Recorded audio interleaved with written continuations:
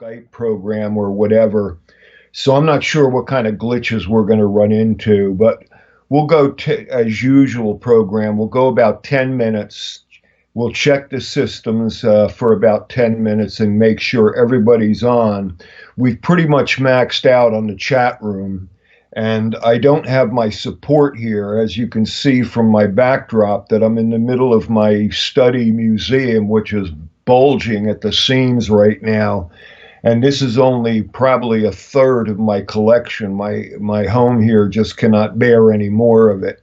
But anyway, you know, I'm going to be all over the map with this, in that I want to convey to you some teachings and stuff to try to put your mind at ease. You know, and it's ironic that something like this virus, the coronavirus, and all the related viruses, in essence, they are such frail little things. What they are is a DNA that's wrapped in a lipid, fat. And, you know, it's not until they get into the mucus that they go crazy, so to speak. In other words, they start multiplying and they start getting very aggressive. And grandfather, you know, way back in the 50s, talked about the relationship of viruses and how he believed firmly that viruses and cancers, he called them cells without a mind. And I think that as we progress in our modern society, that we're realizing that the DNA structure is the mind of the cell, the mindlessness of the cell. And there's so much, excuse me, that I've been researching on this. And as I said earlier on in one of my blogs, that I believe firmly this is a warning shot. And just according to grandfather and the elder lineage, their prophecies and everything. And the element here is one tiny little virus has actually brought society to its knees. And if it wasn't for our technology today, the death count would have been astronomical. You know, you go back to some of the earlier pandemics or that wiped out pretty much half the population of Europe, the Black Plague and all the rest of them. We at least have modern technology to keep people alive. I believe firmly that when they start researching this, they're going to find that people that are asymptomatic have something in their DNA that prevents them from getting the full-blown corona pandemic. But of course, on the same line of thought, if we didn't have the modern technology today, we wouldn't have planes, and it would have been isolated back over in China. So we wouldn't even be seeing that pandemic. You know, just tonight is just a series of thoughts. They're going to be random and stuff. But remember what grandfather said. He said that the children of the earth must run to the wild places. And only the children of the earth will survive. And I can see it so blatantly now that there was a great wisdom in that insulation and isolation. And he said never to return to the haunts of humankind. And my brother had said that's because the diseases that is going to wipe out societies in great numbers, and our crops, our livestock, and everything else is going to linger there. And look at it this way. You know, all of the stay-at-home things that are in place, it's very now like your home is wilderness in a way. You're insulated, you're isolated, so that keep in mind when you go out, you are going out into a pandemic, war zone, and you've got to take the precautions. I'm not saying right now you have to run to the wilderness. home is good enough right now. But down the pike, when the big ones start hitting, and this is only the beginning, that then you're going to have to go to the wilderness. You know, get your mind set on the idea that your home right now is your sanctuary, and that you are given a gift of time. Yeah, a lot of you are going through having been laid off and going through all the rigmarole of unemployment. Some of you don't even get unemployment. I realize that. And it's difficult now. But use the time wisely. You know, I wrote down some things here. You're never going to get an opportunity like this again. The next one that comes is going to be horrific, and you're going to be on the way to some wilderness sanctuary. But just some ideas, time, to know your family. You know, a lot of people, they go to work, they rush out of the house, they get home, they eat dinner, flip on the television or the computer, and to bed. They don't even know their own families. Do your favorite hobbies. You know, most of you, especially if you're oriented towards survival and awareness and everything else, you can practice those skills. Home projects, you know, that you have not had time to take care of. Gardening, reading, writing, online degrees. Let's research that. Get or stay in shape. Play, pray. Introspect and reevaluate your life. This is the time to do it. Ask yourself, what do you want in life? Are you really happy doing what you're doing? And deep, meaningful conversation with your family. That's so important. Whether, you know, it's your immediate family or closest friends. Every morning I text members of the Tracker family, the elders, to make sure they're doing all right. A simple check-in tells people they're not alone. Find a new hobby and dive into it. Find true silence, which I'll explain in a little bit. Surrender often, and I will explain that also. Most of you have had surrender, but a lot of you out there are new to this. Reach out to one another. Make sure everyone is okay. Even a conversation, a call out of the blue, will work wonders for people. Strike up new friendships on Skype, on the computer, email, text, whatever, the phone conversation. But anyway, look at being confined to your home as a blessing. It's like not the wilderness where you get to play. You're finally retired and you get to do the stuff you enjoy. But still at home, there's so many opportunities. And that's what I want to impress on you. I mean, people are just so lost and searching. They have no idea what to do with all this free time. But Tracker people, we have a lot to do, a lot to practice. You know, the Apache scouts, the ancient scouts, they were always working on skills. There's an old saying that's out there, jack of all trades, master of none. That was not what the Apache scouts were all about. They wanted to master everything. Many of you heard this story where grandfather gave me the bow made by the greatest hunter in his clan. And to tell you the truth, it was a piece of crap. I mean, an advanced standard student produced a finer bow. A couple of weeks later, he gave me the bow he hunted with, this exalted hunter. And I looked at grandfather and I said, then he wasn't a scout. He says, right, he wasn't. If he was a scout, that bow that he made would have been a work of art. Instead, that bow was traded to him for meat or whatever from the sacred bow maker.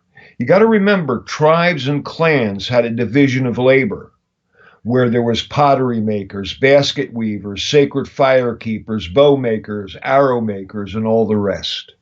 So you want to practice the skills that you're not that good at. Don't use the stuff you're good at. Practice what you're not good at yet. You've got blessed with all of this time. And if you got a yard, use it. My God, there's vast exploration in your own yard. It is absolutely amazing, even what a lawn will produce. I remember that Rick and I were sitting on Rick's father's front lawn. Now, his father was a fanatic about lawns. We used to joke that he'd come out and with a pair of manicure scissors and cut anything that wasn't Kentucky bluegrass. So it was like this carpet. It could have been a golf course, you know. And we're sitting there with grandfather on the lawn, and we were talking about how grandfather could pick things out in sign tracking 100 times faster than we could, 10 times more than we could. And he said to us, "You don't know how to look. You don't know how to see." So I said to him, "What do you mean?" He said, "Look at the lawn." And he walked away. So I thought to myself, oh God, this is going to be like watching paint dry.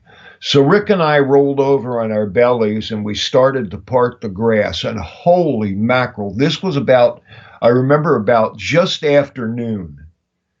And we were still digging through that grass, looking at tiny little hairs of voles and fragments of insect parts. My God, there was an entire universe down there of wolf spiders hunting and patrolling, and insects of all kinds. It was just a fascinating world. That's something to do with your kids in your own backyard or your garden. Get them down on their belly, take a magnifying glass, and start looking deep into the world we arrogantly pass by every day. Now, what we have to do now, is go to break. And we'll go for 10 minutes and then we'll make sure the systems are up and running, and we'll get right back together. Thanks, folks.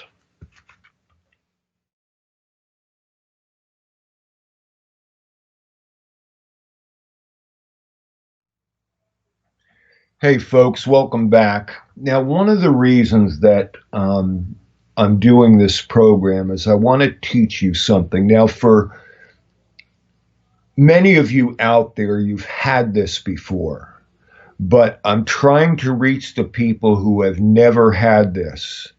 And just bear with me, you folks that have had this, but you can't hear it enough because it's so damn important. And what I'm going to try to do here is basically save your life.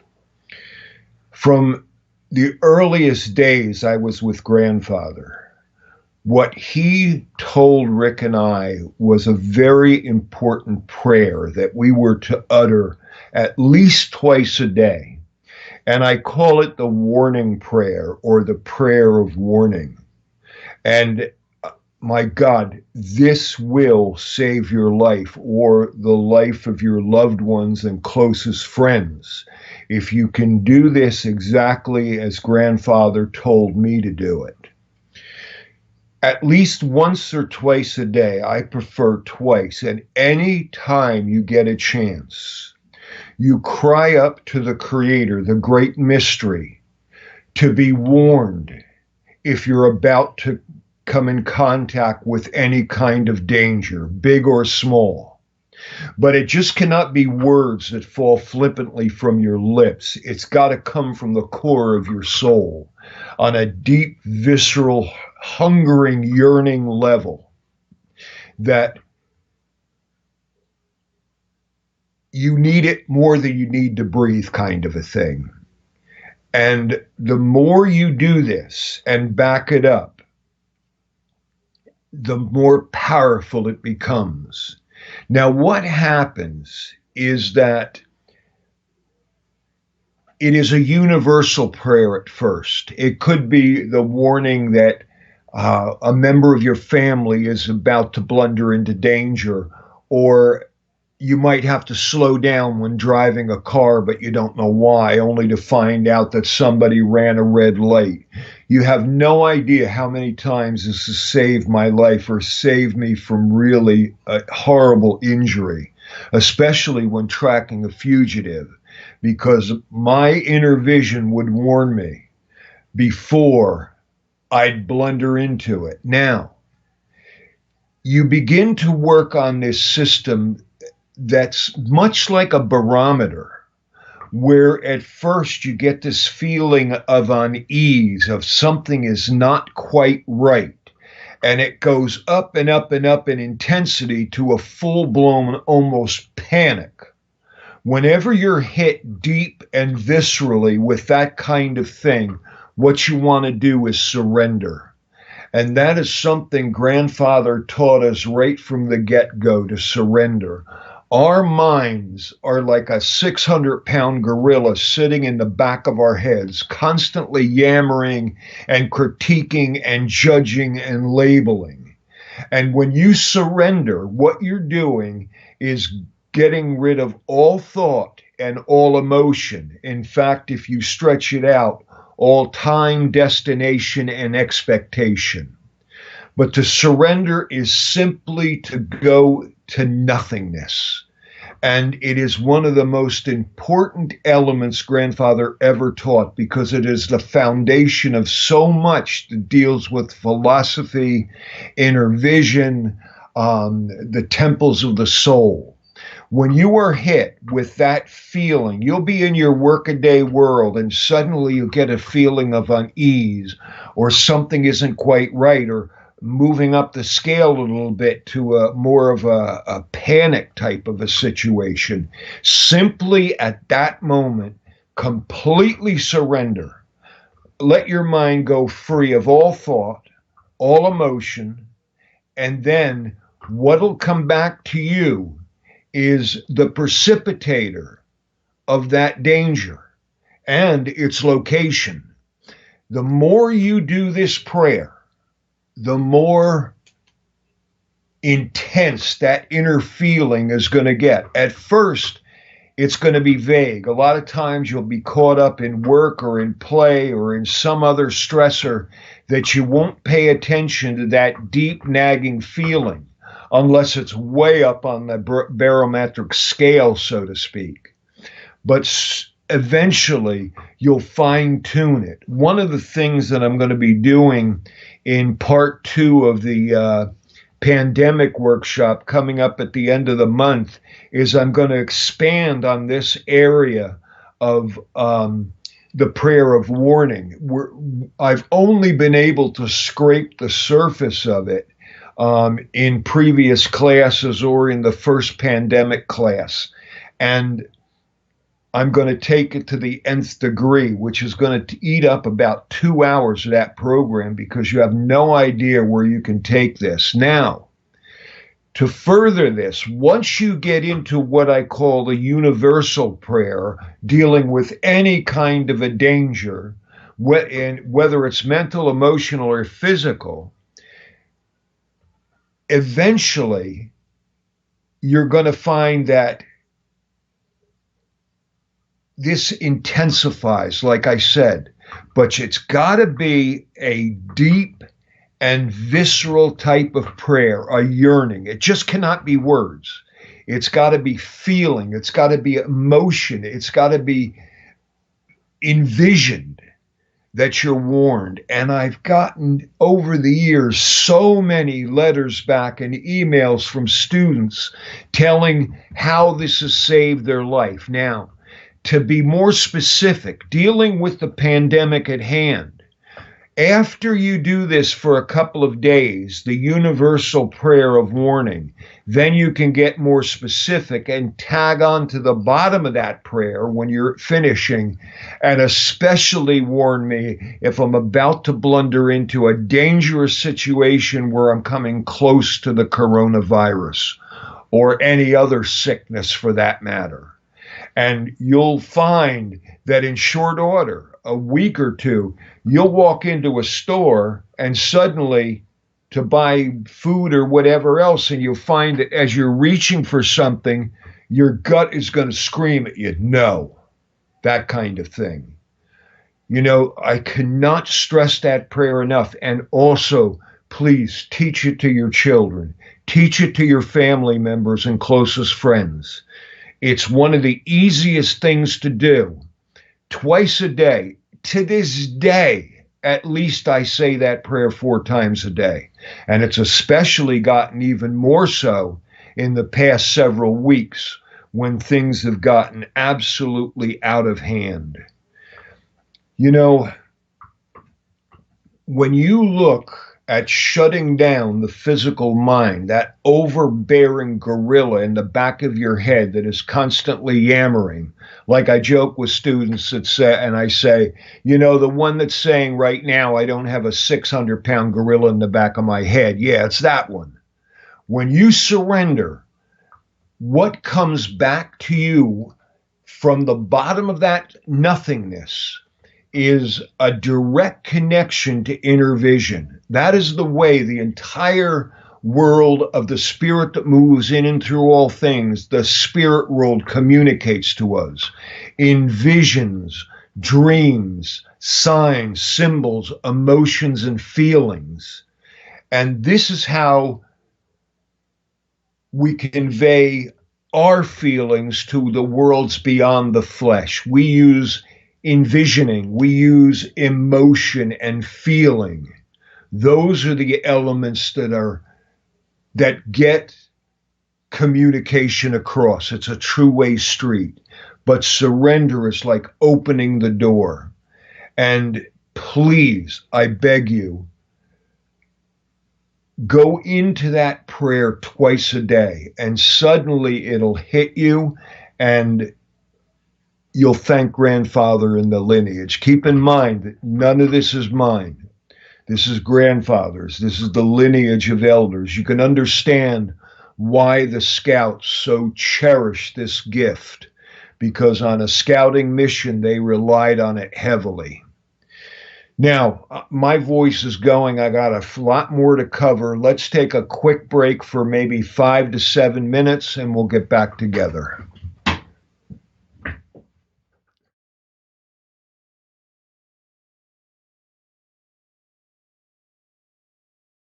I want to deal with you about, teach you some things more. I know a lot of people are going through some problems emotionally right now, being confined to your house and everything else. You know, I had a conversation today with this guy that's in the neighborhood, and he said, God, I can't stand being at home. I said, well, don't you have chores and stuff to do? He says, yeah, but he says, I'm nervous, I'm this, I'm that, and the other thing. And I said, now, what would you be doing if there were no restriction?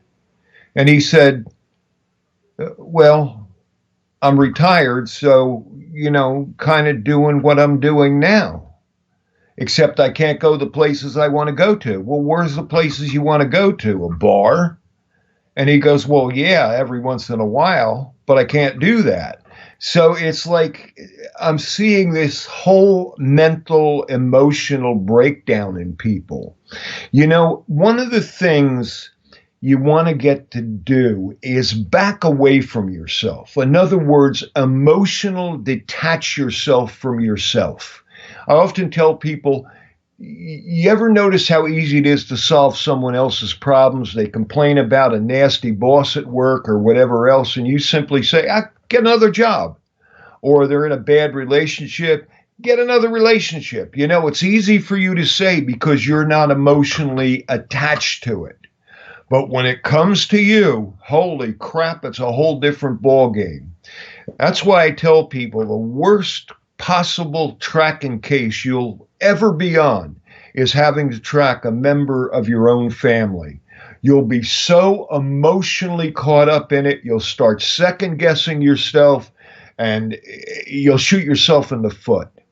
So every once in a while, emotionally detach yourself from yourself and take a good hard look at what's bothering you. And vanquish the crap, the useless worry. It doesn't do any good for anybody. It just gets you upset. A lot of the things, our mind is so powerful. Grandfather said that our mind is at once our greatest enemy and our greatest ally. And the mind can make any situation into a living hell or a heaven. You look at chores that you have to do. All you have to do in your mind is say, I'm going to make this chore into a ritual. I'm going to enjoy it rather than to focus on the drudgery or just getting it done. Just getting something done takes away so much in the enjoyment of just living. All of us have chores to do, but it's the way we look at those chores that makes the difference. Years ago, there was a book that came out called Psycho-Cybernetics, just to deal with the power of the mind. And what the researchers did is they took 3 basketball teams of equal skill. They had one team for 2 weeks practice foul shots. Another team, they didn't have practice at all. And the third team, they had practice in their minds. Well, come to find out that the team that practiced, let's say, improved 10%. The team that didn't practice backslid. But the team that practiced in their mind went like 8% better.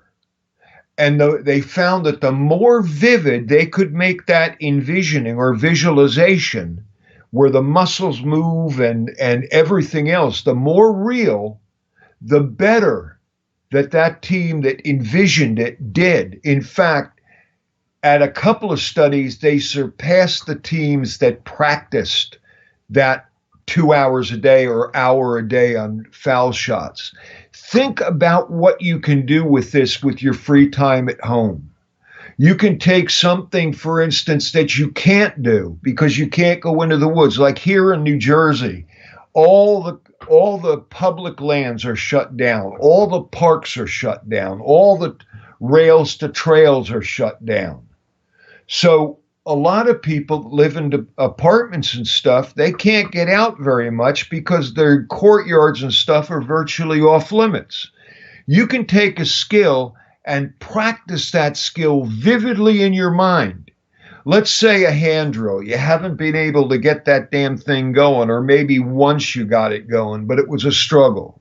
If you would take a day or two on and off of sitting back and envisioning yourself as doing that hand drill, you'll find that the next time you get back to it, you're going to be 10 times better and you'll get a fire.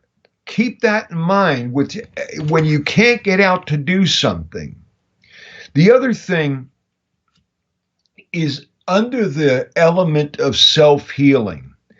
Pass out of your mind any and all negative thoughts.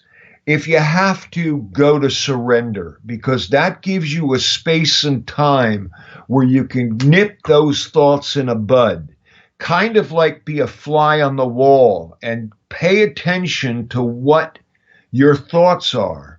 Remember what Grandfather said, that belief is the most powerful force on earth. Second is passion. But belief without passion is no faith at all. Now, that isn't a play on words. Belief and faith are similar, but they mean different things in a way. And everything is fueled by our choices. We all have a choice to be miserable or a choice to be happy. You can't get out of the house. You can sit there and worry about it and fume about it and everything else, It's not going to make any difference. So choose the opposite. Choose to enjoy it. Choose to work on a skill, a writing, a painting, calling a friend, whatever. But make those choices fueled with belief. Excuse me with my notes.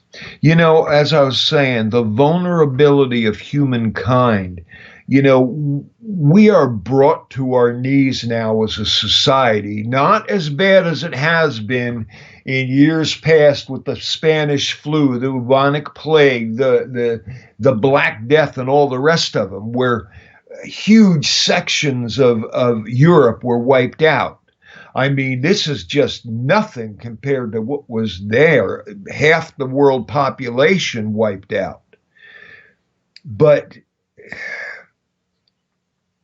we've got to learn our lesson, or this is going to repeat itself. Humans have such short-term memory, and I think that that's not what's going to happen. No one is above the laws of creation. And this pandemic infects everyone equally. And the arrogance and the greed has brought us here. We're too overpopulated. We have absolutely butchered the earth. And now we're complaining because the earth, in a way, is rebelling. Even the Pope said he thinks that global warming has much to do with this pandemic. In fact, it goes deeper than that. When something gets sick, it runs a fever. The fever gets rid of the illness. The earth is a living entity. And I think she's in fever right now. And this is a warning. You know, another thing, make plans now in your free time for the next pandemic. Because there's another one coming down the pike, if grandfather's right. And also prepare yourself for the economic fallout that's going to occur. You know, the old victory gardens, get back to canning and stuff like that. As grandfather said, you know, and this is very much coyote teaching, the cell without a mind. That should tell you something about envisioning. Anyway, like I say, running to the wilderness, your home right now is your wilderness. You know, when you get into a down mood or upset, we look at the news and we see that domestic violence in some areas has increased 30%, that suicide is way off the charts. Don't even think about that. When you start getting moody and your emotions start going crazy,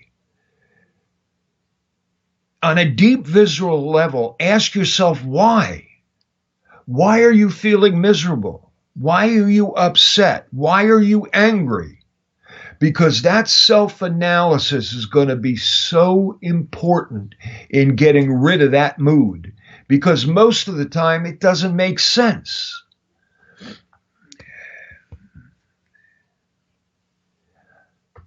I believe firmly in the power of prayer, but prayer in the right way. And right now, we need all the prayers we can get. You know, grandfather said of prayer back in, I think, 1962, prayer is the word form of visualization, thus ineffective. In order for prayer to be real, it's got to be deep. It's got to use the same elements that we use in inner vision. We have got to envision it. We have got to pack that prayer with passion. Attach those words to imagery that are so real, so yearning. Not just words that are meaningless, that fall flippantly from the lips, but prayer and that power. Again and again, I've seen it work miracles in passion, envisioning, coupled with belief. Belief to me and elders and grandfather is universal. Faith is in a specific event. Like you believe in the great mystery, but you've prayed for something and you have faith that will occur. I've got to warn you here, and as we bring this to a close, there's going to be no return to normal life as we know it. There can't be. There's too much that has happened.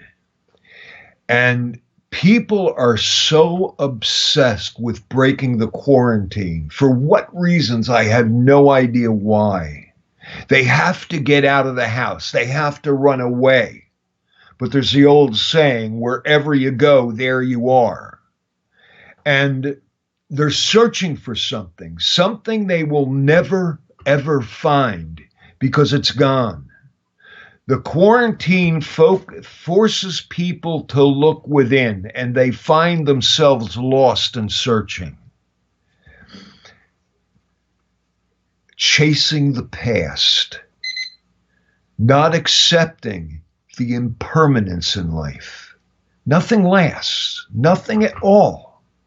The way of life we once knew is over. We have got to either waken ourselves up and start to heal the earth like she's healing herself now. People in cities in India are seeing the Himalayas for the first time. Oh my God, because of lack of pollution. Life will never be the same, but life will go on. We've been here before as a society, but we didn't learn our lesson. I always think of grandfather when he talked about the red skies. He said it's not a question of whether the red skies are going to come or not. They will come. The question remains, how many people are going to be there to bear witness to it? And that's frightening because I'm looking at 2032, 33 for those red skies. And it's so very dangerously close, and we're getting into turbulent times. Before I end this, I will say this. Now that we've tested this out, I'm determined now to every 2 weeks or so to put up another emergency broadcast so I can update you. This corona thing is not going to go away without a fight. But we are seeing that, as they say, it flattening out. The problem is that if people start breaking that quarantine too early, it's going to happen what happened in China. It's going to take an upsurge again. So I also want to thank all the elders out there that have been looking at the chat room and helping to answer questions best they can. There's a whole mess of you out there, and you folks that are maybe new to this, in the chat room, talk to the elders if you don't understand something. And I'd like to say hi to my boys, Tommy, Cody, and River. And thanks for joining tonight. But basically, the world has got to change. But it all distills down to something that grandfather said from the get-go, the eternal now. That's all we have is right now. We don't know what the future it holds for us. We do in the context of visions and prophecies and things like that. But we can't dwell on it. We can't go back into the past and change anything. All we have is this moment in space and time. And use it, squeeze every ounce of joy out of it. Because I said, you'll remember these days, you'll pass this down, whether it's around a campfire or around some kind of a homestead in years to come, to your grandchildren, the time you weathered through the great coronavirus pandemic and escaped the next one. I look at quarantine as a hidden gift. You should also. to get in touch with yourself, to ask yourself, are you really happy in what you've been doing in life? Realizing how frail life is. You are in control. Don't ever believe you're not. If you take care of your nows, you will never have to worry about the future. You'll never have to regret the past. But pray. Pray hard. Pray fervently. Pray for each other. Take care of each other. Thank you very, very much for taking an hour out of your lives tonight and joining me. I'll see you again soon. And by the way, for those of you who have had the Pandemic 1 program, the second part of this is going to be no review. This is all new stuff, and especially where I'm going to take the prayer of warning. It's going to blow your mind. I hope to see many of you there. It starts April 30th. It's at 7 at night, and it'll go to the 2nd of May. God bless you all. Shuna.